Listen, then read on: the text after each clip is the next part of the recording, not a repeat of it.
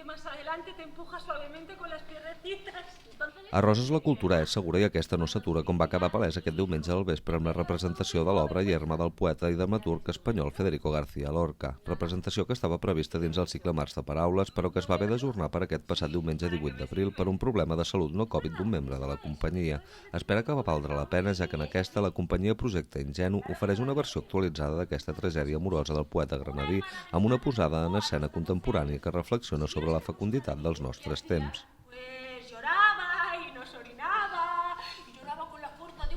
Y cuando tuvo 4 meses nos llenaba la cara de arañazos. Pero esas cosas no duelen, te diré.